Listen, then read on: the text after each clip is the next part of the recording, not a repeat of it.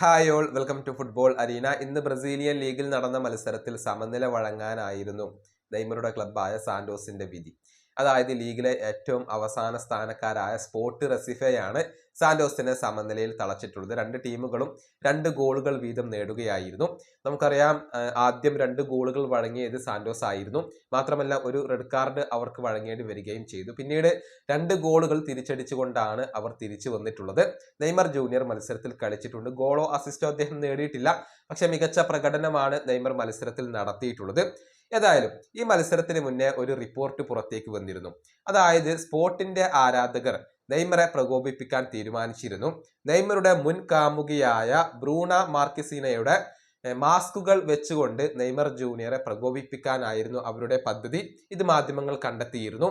ഇതോടുകൂടി പോലീസ് ഇതിൽ ഇടപെട്ടിട്ടുണ്ട്. അതായത് നെയ്മറുടെ മുൻ കാമുകിയുടെ മുഖമുള്ള മാസ്കുകൾ പോലീസ് സ്റ്റേഡിയത്തിലേക്ക് പ്രവേശിപ്പിക്കുന്നത് നിരോധിക്കുകയായിരുന്നു.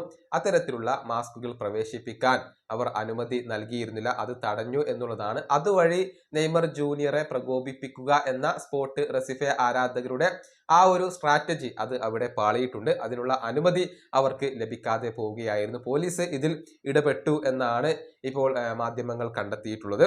ഏതായാലും മത്സരത്തിൽ സമനില വഴങ്ങേണ്ടി വന്നു എന്നത് സാന്റോസിനെ സംബന്ധിച്ചിടത്തോളം നിരാശ നൽകുന്ന ഒരു റിസൾട്ടാണ്. കാരണം പോയിന്റ് പട്ടികയിലെ ഏറ്റവും അവസാന സ്ഥാനക്കാരോട് പോലും വിജയിക്കാൻ കഴിയാത്ത ഒരു നിലയിലാണ് ഇപ്പോൾ സാന്റോസ് ഉള്ളത്.